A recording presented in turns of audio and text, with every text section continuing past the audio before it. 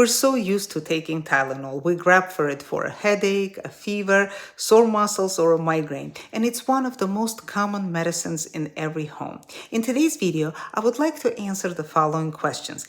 Is Tylenol really safe for the general public? What does it actually do in the body? What can happen if you take too much? And what are the risks of overdose? I'll also break down the correct dosing for regular strength and extra strength Tylenol. And additionally, we will discuss the recent buzz about a possible connection between Tylenol use in pregnancy and autism. Is that true? We'll look at the latest studies on this topic as well. Welcome back. I am Dr. Maria Azizian, a board-certified general surgeon and an IFM certified functional medicine physician. On this channel, I share health tips on skin health, food and supplements, functional medicine, surgery, and the latest medical research to help you feel your best. And if that sounds good, please like, share with your friends and family, and subscribe. So first, a little bit of history. Where did Tylenol come from in the first place? Tylenol is also known as acetaminophen in the United States. In most of the world, it is actually called paracetamol. Both names describe the same medicine. The story of Tylenol begins in the late 1800s. Doctors were searching for a treatment for intestinal worms, but by mistake, patients were giving the wrong chemical, acetanilide. It did not help with worms, but it lowered fever. Sadly, it was also toxic. Chemists later found a safer byproduct of acetanilide, and that was acetaminophen. Because it caused fewer side effects, it was seen as a safer option for fever and pain. Back then, many new medicines were made from coal tar. Yes, a thick black liquid left over when coal was turned into gas. Today, acetaminophen is no longer made from coal. It is created safely in modern labs. Although it was discovered in 1877, acetaminophen was forgotten for many years. Aspirin, that was discovered in 1899, became the medicine everyone used instead. In the 1940s, American researchers rediscovered acetaminophen as a gentler choice that did not upset the stomach. So in 1955, the brand Tylenol was introduced, and for the first time, people could buy acetaminophen without a prescription. The first product was Tylenol elixir for children, and it quickly became a household name. And then came the 1982 Chicago poisoning crisis. Bottles of Tylenol were tampered with and laced with cyanide. 7 people died, and the company recalled 31 million bottles, losing about $100 million. Soon after, Tylenol returned to the shelves with tamper-proof packaging. And that set the standard for how all medicines are packaged today. So enough with the history. So now question, how does Tylenol actually work in the body?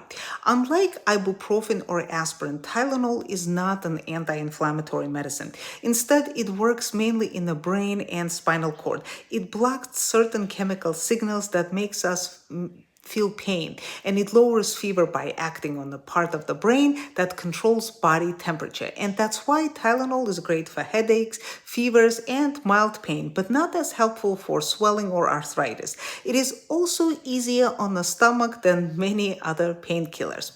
Before we talk about side effects, let's start with the basics. How much Tylenol should you actually take? So the recommendations that are actually printed on every Tylenol bottle are the following. And before I go into that, I have to say, so the dosages that I'm gonna talk about are for adults. For children, the dose is always calculated based on their weight, which is why children's Tylenol products come with dosing charts and usually syringes. So now back to adults. So regular strength Tylenol for adults. So each pill has 325 milligrams of acetaminophen, and the recommended dose is 1 to 2 tablets every 4 to 6 hours as needed. So do not take more than 10 pills, 10 tablets in 24 hours. And that equals 3,250 milligrams per day. Now let's switch to extra strength Tylenol. And again, we're talking about adults. So each pill has 500 milligrams of acetaminophen. The recommended dose is 1 pill every 6 hours as needed. Do not take more than 6 pills in 24 hours. That equals a maximum of 3,000 milligrams per day. So now, what about side effects?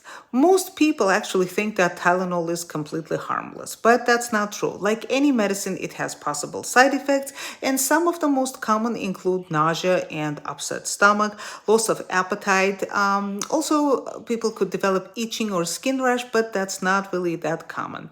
But the biggest danger for people who take a lot of Tylenol is, of course, liver damage. So, why is the liver at risk?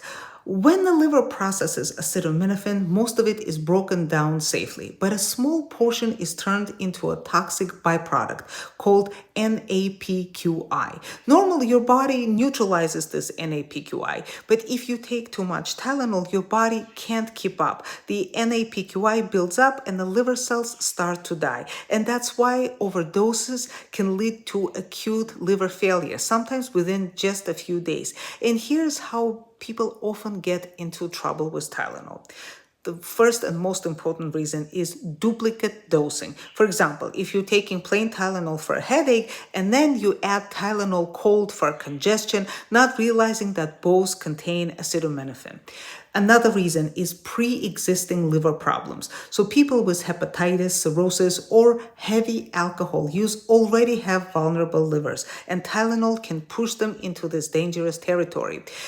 Next one is children giving the wrong dose. If the weight-based dose isn't calculated correctly, a child can easily get too much. And that's why it's so important to follow the directions on the label and check all other medicines to see if they also contain acetaminophen.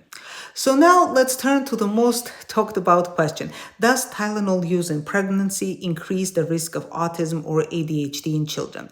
And here's the recent summary from Medscape, and I'll place the link below in the description. So for years, some studies suggested that there may be a link between acetaminophen use in pregnancy and conditions like autism or ADHD in children. And this sparked major public concern and even lawsuits in the United States. Parents claimed that companies selling Tylenol should have warned about this risk. But in 2023, a federal judge ruled that scientific evidence was too weak and those lawsuits were dismissed. So what does the actual research show? A 2024 Swedish study of 2.5 million children found no causal link once they adjusted for genetics and family history. A 2025 review of 46 earlier studies did suggest that there could be a connection, but experts from Mount Sinai and Harvard were clear this does not prove that Tylenol causes autism or ADHD. The studies only showed associations, which may be due to other factors. Large studies from Europe and Japan also show that the small associations people see may actually be explained by co-founding factors, things like mother's health, other medications, environmental exposures, or genetics. So the bottom line so far, there is no strong proof, actually there's no proof that Tylenol causes autism. Experts still recommend it as a safer option for pregnant women, but at the lowest dose and for the shortest possible time. So if there are questions about Tylenol, if there's still debates, why is it still recommended in pregnancy? Because untreated fever is also very dangerous. High fever can increase the risk of birth defects, preterm birth, and miscarriage. Severe pain and fever can also harm the mother, causing dehydration, high blood pressure, and other problems. So why isn't ibuprofen or aspirin recommended for pregnant women, you may ask? Well, NSAIDs like ibuprofen are not recommended in the third trimester because of the risks to the baby's heart and kidneys. And that's why organizations like American College of Obstetricians and Gynecologists still recommend Tylenol as the first choice for pain and fever in pregnancy. So here are my thoughts and recommendations. Tylenol has been around for almost 150 years, and it's still one of the most trusted medicines for pain and for fever. It delivers great results when used correctly, but it's not completely harmless, and that's why the recommendations, not only for pregnant women, but for the general public, are the following. Take Tylenol only if you really need it. Use the lowest effective dose. Keep the duration as short as possible. Always discuss your usage with your physician, especially if you have liver problems, please do so. And especially also if you take other medications, and of course, if you're pregnant. As both a conventional and functional medicine physician, I understand the need for Tylenol. But I also believe that in many cases, pain can be eased by supporting the body in many other ways through quality sleep, a healthy diet, stress reduction, meditation, or prayer. These approaches, they don't replace Tylenol, but they may reduce how often you reach for it. And finally, if future research does prove a definite link between Tylenol and autism, then of course recommendations will have to change. If you've enjoyed this video, please like, share, and subscribe. I'm looking forward to reading your comments. Until next time, bye-bye.